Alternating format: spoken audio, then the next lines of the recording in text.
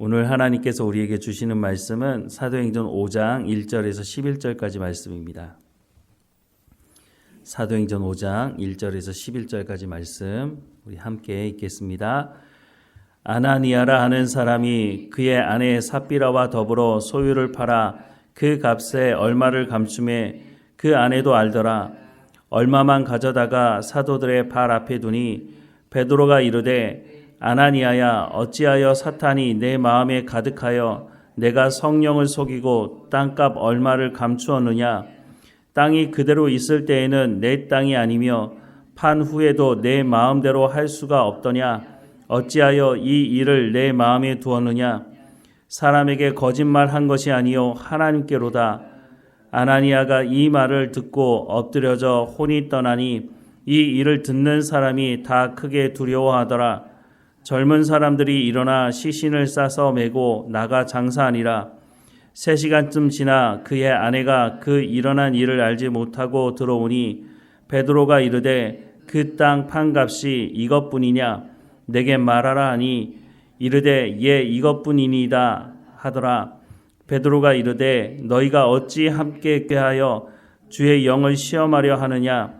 보라 내 남편을 장사하고 오는 사람들의 발이 문 앞에 이르렀으니 또 너를 메어 나가리라 하니 곧 그가 베드로의 발 앞에 엎드려져 혼이 떠나는지라. 젊은 사람들이 들어와 죽은 것을 보고 메어다가 그의 남편 곁에 장사하니 온 교회와 이 일을 듣는 사람들이 다 크게 두려워하니라. 아멘. 성령 충만함을 받은 초대교회에 일어났던 가장 대표적인 현상이 서로의 물건을 자기 것이라고 말하지 않고 서로 나누고 재물을 나누었다라고 하는 것이었습니다. 사도행전 4장 32절부터 37절 말씀에 보면 믿는 무리가 한 마음과 한 뜻이 되어 모든 물건을 서로 통용하고 자기 재물을 조금이라도 자기의 것이라 하는 이가 하나도 없더라. 사도들이 큰 권능으로 주 예수의 부활을 증언하니 무리가 큰 은혜를 받아 그 중에 가난한 사람이 없으니 이는 밭과 집 있는 자는 팔아 그 판 것의 값을 가져다가 사도들의 발 앞에 두매 그들이 각 사람의 필요를 따라 나누어 줌이라. 구브로에서 난 네이족 사람이 있으니 이름은 요셉이라. 사도들이 일컬어 바나바라 번역하면 위로의 아들이라 하니 그가 밭이 있음에 팔아 그 값을 가지고 사도들의 발 앞에 두니라 라고 말씀을 하고 있습니다.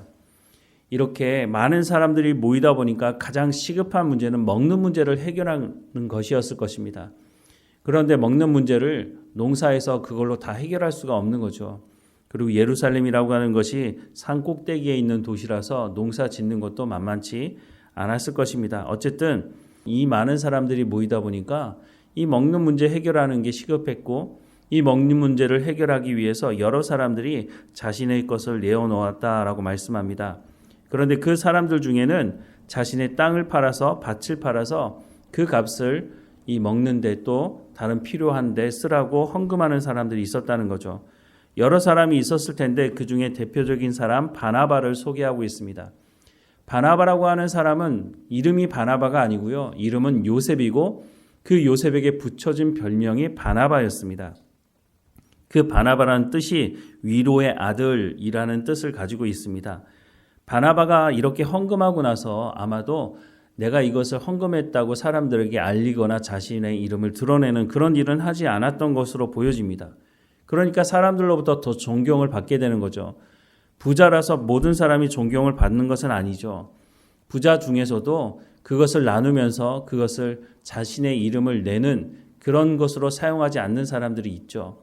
그런 사람들이 존경을 받게 되는데 아마도 바나바가 그런 것으로 보여집니다. 세상 사람들의 입장에서 보면 이해가 되지 않는 것이죠.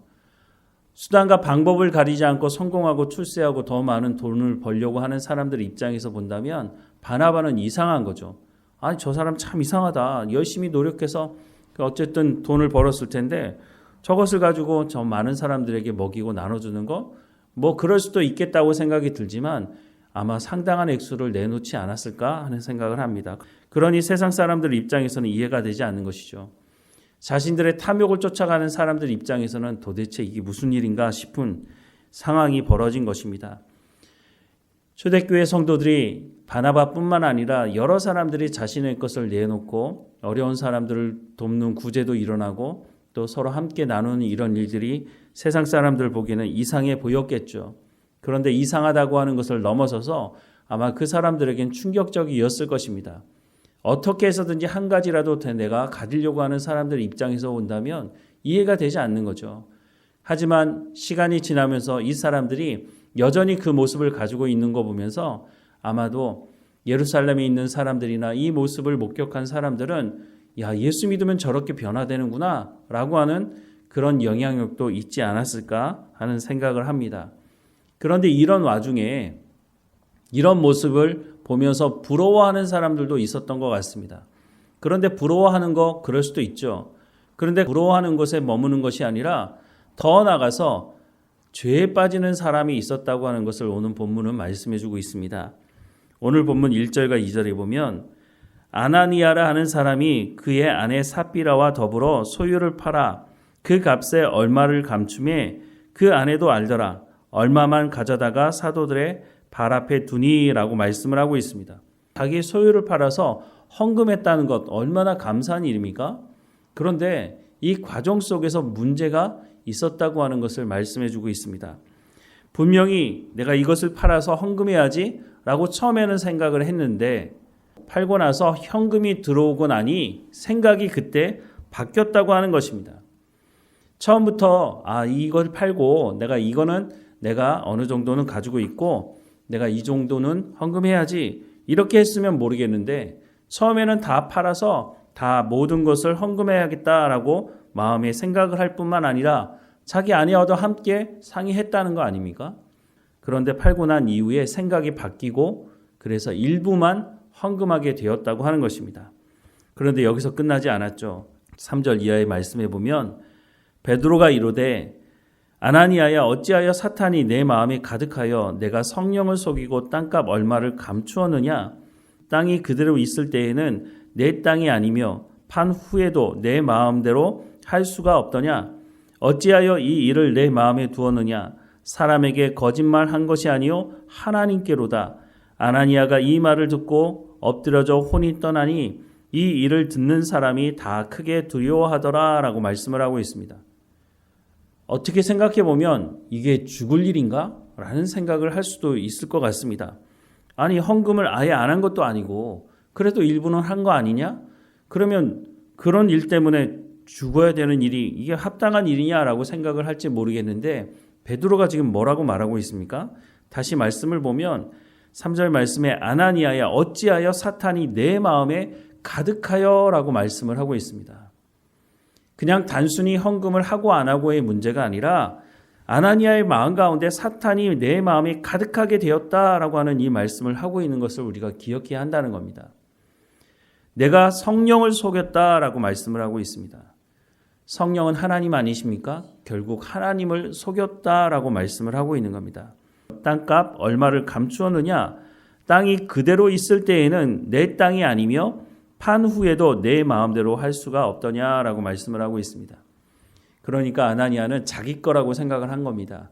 땅도 내 것이고 땅을 판 이후에도 내 건 내 마음대로 한다는데 그게 무슨 상관이야? 라고 말을 하고 있는 것이죠. 그런데 여기에 문제가 있습니다.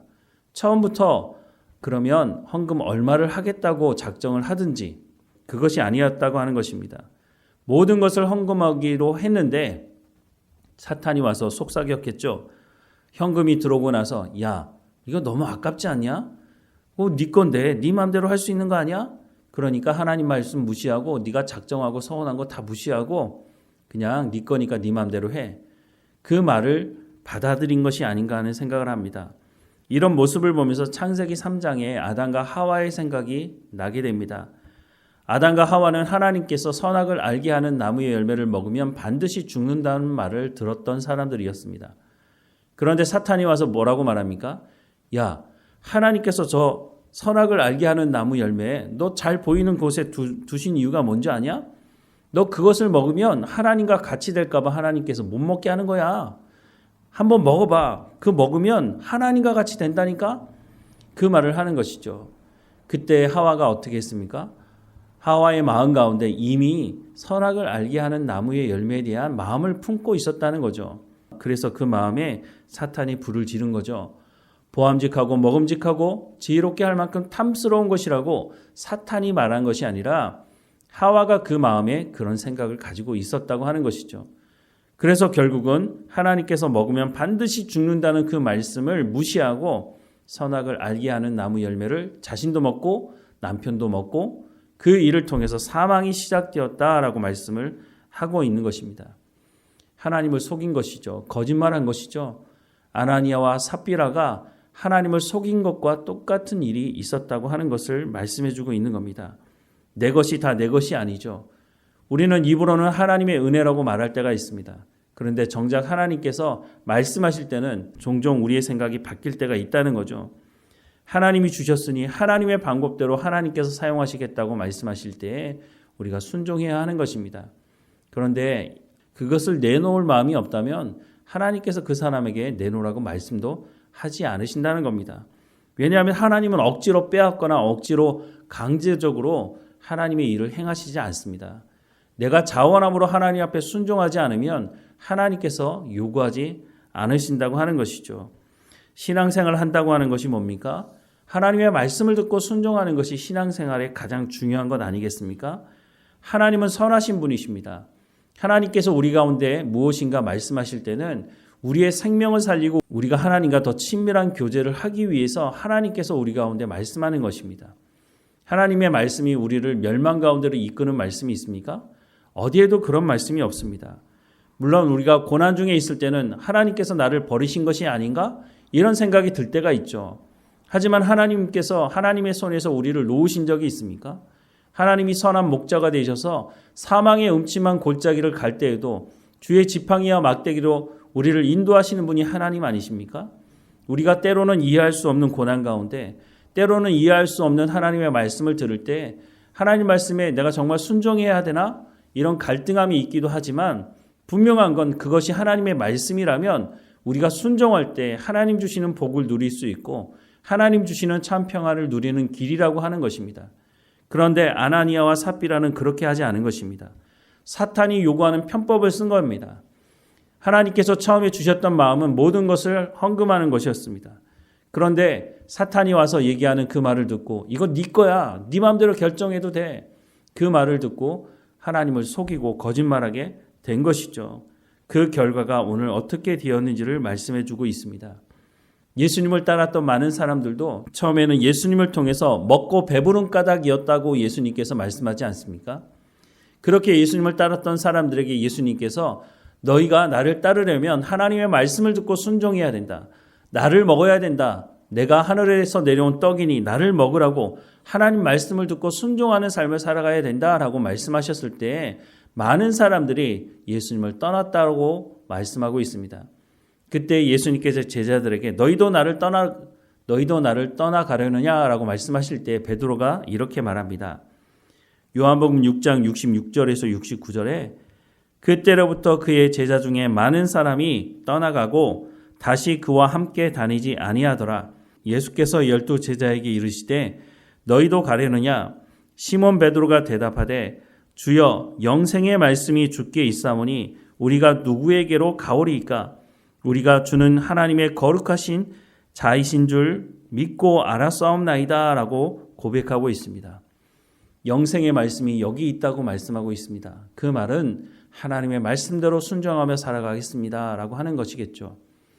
하나님의 말씀을 듣고 순종해야 되는 우리의 삶 가운데 오늘 본문의 말씀을 우리의 마음에 깊이 새겨야 할 것입니다.